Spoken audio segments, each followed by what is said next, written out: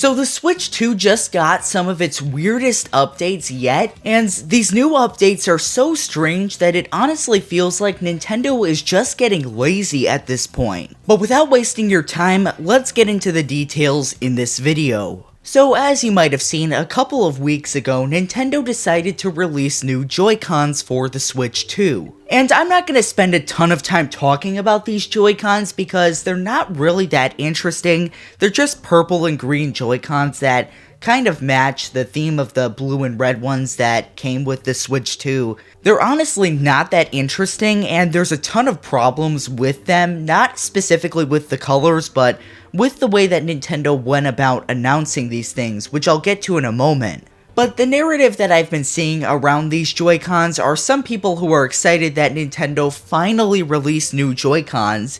I didn't think it was going to happen, but at least they released some.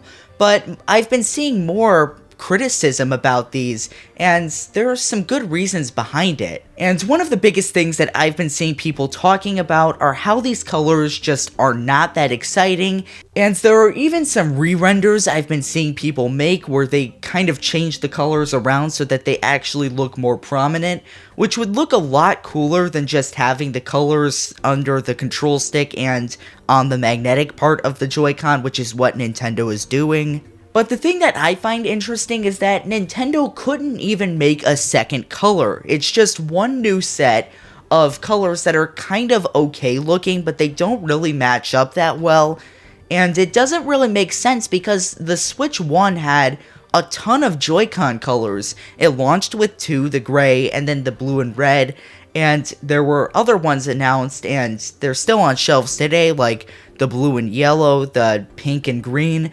But with the Switch 2, Nintendo is just launching one different color, and it's not even that good of a color, so why are they doing this in this way? But that's not the only strange announcement that Nintendo has made, because on January 20th, they announced an update for Donkey Kong Returns HD.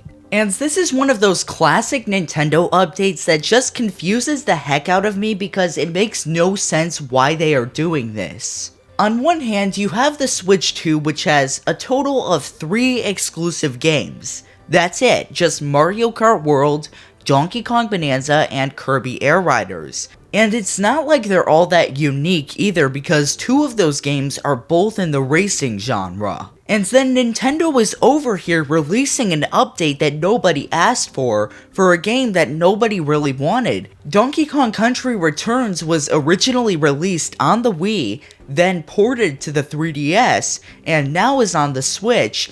And it really feels like Nintendo is just making an insignificant update just so that they look like they're actually doing something and just to keep themselves relevant. And that's not it, because the other day Nintendo announced a new update for Mario Kart World. And you might be thinking, well, that's an improvement because people actually play Mario Kart World, unlike Donkey Kong Country Returns HD. But this update is barely significant enough that it needed an entire article from Nintendo, but regardless, they wrote one. It's just an update that adds team support to Knockout Tour on Mario Kart World.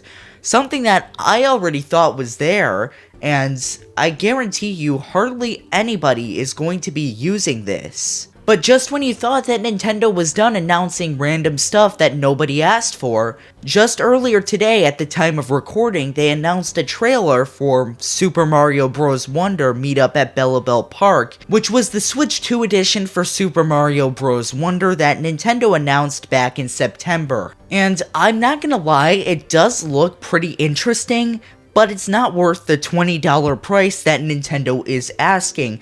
It's just not worth the price because all this DLC has is a few mini games and not much else other than a graphics boost, and I would not pay $20 for this, considering that Nintendo has released much better DLC for the price, and this just doesn't look worth it. It's better to save your money. Because all the other content in this DLC is basically just filler. Nintendo basically just added Rosalina, which is cool, but it's really only a cosmetic change. They also added the Luma, which helps you when there are 2 players by destroying enemies around and by being invincible, which This game is already easy enough, you don't even need that. There are also the Koopalings, which I guess you fight them around the Flower Kingdom. It really does not look very significant at all. And there's the Toad Brigade camp, which basically just trains you how to do certain things around the Flower Kingdom. And it just doesn't seem like there's enough content here to justify paying $20 for this upgrade pack. But my point in talking about all 4 of these announcements is that all of them are decently insignificant, yet all of them have taken up headlines and put Nintendo at the top of gaming news. And all of these announcements are starting to make me think that Nintendo is just getting kind of lazy at this point. I mean, the brand new Joy-Con 2 controller is somewhat interesting, at least it's a different color so that you don't have to buy another set of the blue and red Joy-Cons and get them mixed up. But these controllers are $100, and they were originally going to be $90, but Nintendo made 2 price adjustments last year, and $100 for these controllers is just way too much. Like, I remember at the Switch 2 Direct when they were announced to be $90, but then Nintendo made their first adjustment to $95 later that month, and that seemed high, but then Nintendo made another adjustment back in August to $100, and that's just flat out insane. Nobody should be paying $100 for standard controllers. And then these new game updates that Nintendo announced are just really random. The Donkey Kong Country Returns HD update, while it does have some new features, is updating a game that nobody really cared about. It was a game that nobody was excited for, and all of the features that Nintendo is rolling out aren't going to bring people who played the game back to the game.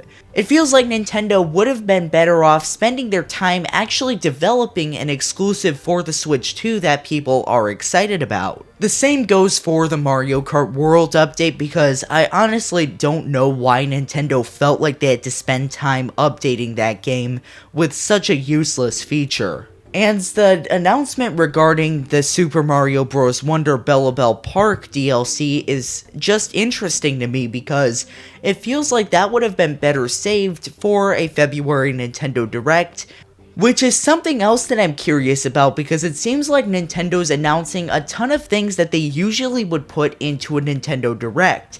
It kind of makes me wonder what is going to be in the February Direct, and if there's even going to be a Nintendo Direct, because I would hope that Nintendo would announce a 3D Mario or a new Animal Crossing or something like that, but I don't really think that that's happening, just because Donkey Kong Bonanza felt too much like a 3D Mario for Nintendo to just come out and release a 3D Mario in addition to that.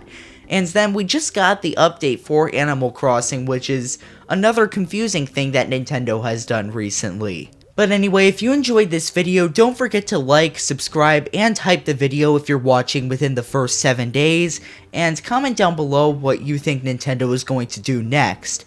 Thanks for watching.